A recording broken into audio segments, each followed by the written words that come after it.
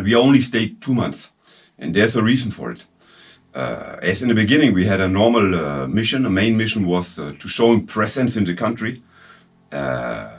Meanwhile, in the middle of the mission, the main mission changed. This is kind of politics, you know, and we became the mission to fight poachers, because in the north of the Central African Republic, we have seen a lot of poachers coming from Sudan, poachers coming from Chad.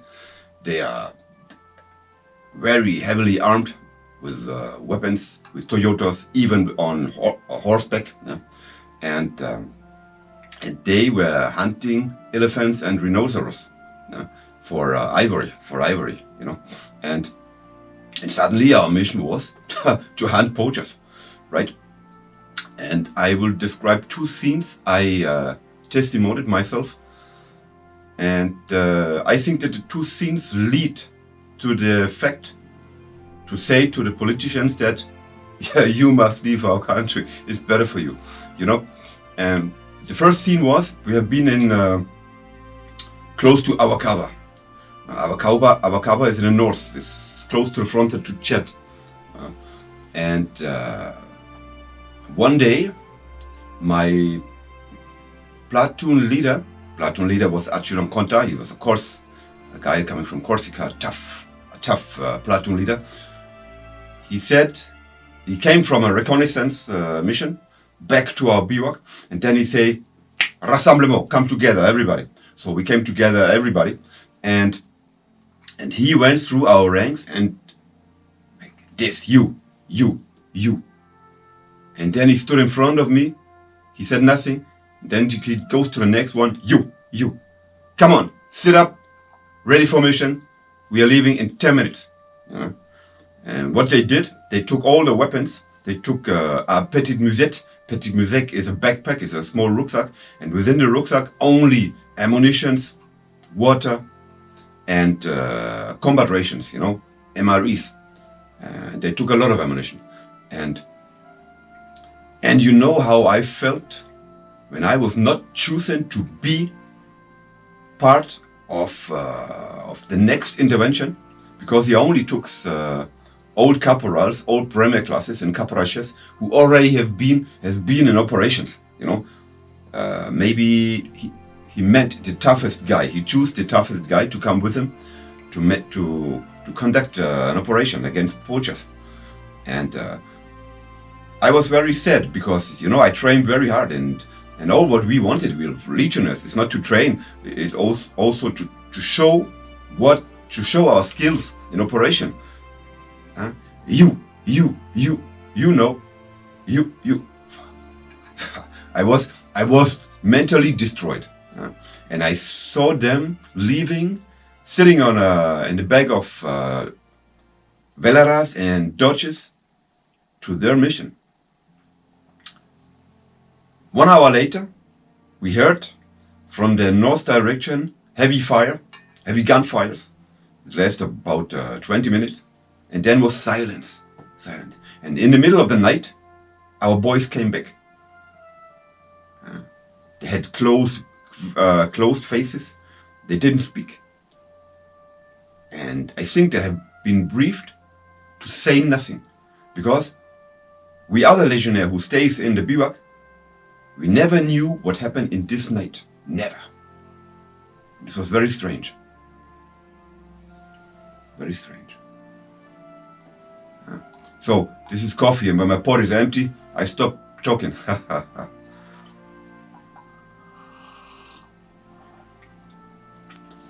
And the second thing was, once I was sitting on a Velara with Schlaboa. The Schlaboa has been Beret Rouge from, I think, 3rd or 8th RPMA.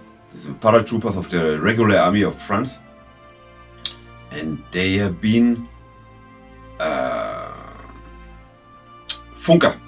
What's the name of Funker in English, guys? Radio specialist. And I was sitting behind them with my weapon in full combat gear, and I knew that our boys, maybe 800 meters away, have been in contact with the poachers. Here the same thing. We heard gunfire, and suddenly in the radio, you heard the voice of our captain who say, no, it was our lieutenant from the first section. He said, enemy destroyed, mission accomplished. It was strange. It was strange because I didn't know what happened. What happened there? What have they done? Fuck. And then suddenly, a couple of days later, the order came that we had to join our camp, our main camp in Boire. And one day later, they told us that we have to leave the Central African Republic. That we have to leave the Central African Republic. That we are banned for disciplinary action, whatever it means, you know. And it felt with the Camerone Festival of Camerone. You know, the Battle of Camerone. Every year we have a big party for Camerone party. It's the 3rd of April, and the company, the NCOs of the company, they turned completely crazy. You know, they turned completely crazy. They drank a lot. Of course, we Legionnaires, we drank a lot. It was something unhealthy in the air, you know. And suddenly they told us to be ready in the evening to leave Africa. So we took everything, we put everything together, our weapons, our equipments, our clique and our clock. And I remember very well, it was in the middle of the night when we stood up on the Dodges on the Welleras, and we left our camp in War, direction Bosiki. Bosiki was a drop zone, but also a landing zone for Transal, you know. And they gave us order to fill up pots like this, but 5 kilo pot from the legumes, you know. Put sand in it, oil in it, and benzene in it, or petrol, and burn it. And we put it to the left and the right side of the landing zone. So every 20 meters a pot. So it was night, there was no artificial light. And we put the pots every 20 meters left, every 20 meters to the right side. And then suddenly in the nighttime, you can see a shadow, you heard a noise, you could see a shadow, and 2 Transal were landing in the middle of the night. And when the front door opens, you could see the faces of the 3rd company of the 2nd Rep debarking and taking over our mission. And we just silently, we shuffled into the Transal, door closed, and off we go direction Bangui. And then one day later, we took a Kotam airplane direction Bastia. And the strange thing was that when the airplane landed and stopped, they ordered us to keep sitting down. Our captain and all the officers stood up, go to the front door of the plane, down, directly to the police, and off we go. And then, maybe 20 minutes later, we were allowed to leave the airplane. And then we normal Legionnaires, we never knew what happened in this night. Just a couple of weeks later. And then suddenly our captain, the commander-in-chief of the company, our lieutenant from the 1st section, 1 or 2 NCOs and 2 or 3 Legionnaires had to go to court in Paris to be judged for whatever, for things we didn't know exactly what happened, you know. And in the end of the day, I think the captain was judged, the lieutenant was judged, and the Legionnaires has been discharged against all the things they told them they had done, maybe, or not done, whatever, you know. And the lucky thing was that there was a general, a former Legionnaires general who spoke for them in front of the court, in front of the civil court, and he told them, hey, listen, these boys are Legionnaires. If you give them a mission, they execute the mission. They conduct the mission until the end. This is written in the Code d'Honneur du Légionnaire. So what they have done is normal and is good. We need soldiers like them because these boys are the best soldiers of the world. You can trust on them. And that's why the normal legionnaires have been discharged of everything, you know. And this was my first intervention in Africa. My first time, feet on the ground, boots on the ground in Africa. 2 months instead of 4,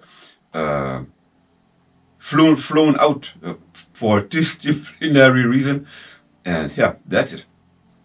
You know. And then I remember when we were sitting in the we were still sitting in the airplane. I remember I talked with a caporal chef from the first company, from our company, and he told me that he already had seen this before once, because the first company has been in Gabon a couple of years before my time, and one of the mission was to secure the airplane of the president in the airport in Libreville, and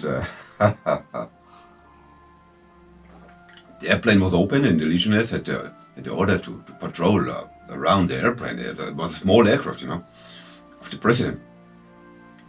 And as you know, legionnaires, sometimes they're really thirsty, and they went into the airplane, opened the door, opened the refrigerator, and drank all the alcohol from the president. And so the president was very unhappy, and the whole company was dismissed from the mission and flown out for disciplinary action. You know, I love these stories, but it's a long time ago.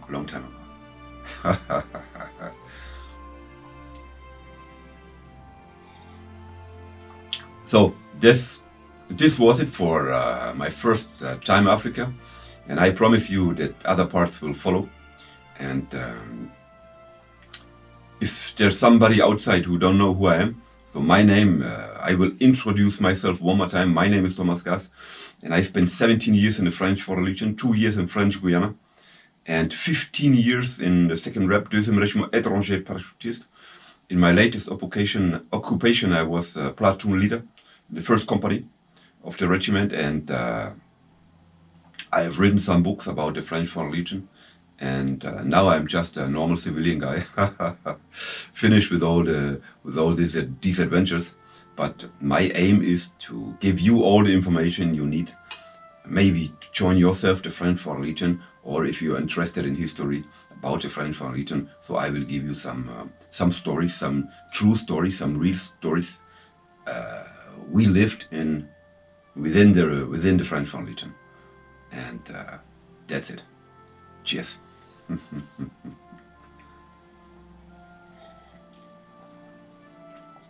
La ma cheval franc, en chantant aux suivants, héritiers cette tradition, nous sommes aveugles, nous sommes des hommes de troupe, d'assaut, soldats de la vieille légion,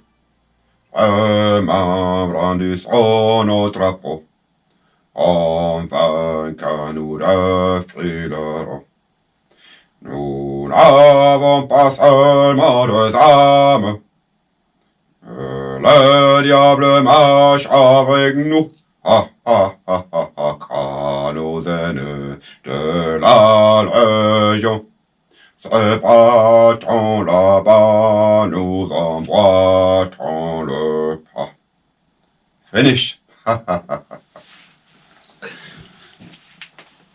And yes, I am crazy. In combat, you act without passion and without hate. You respect the defeated enemy, and you never abandon your death, your wounded, or your weapons.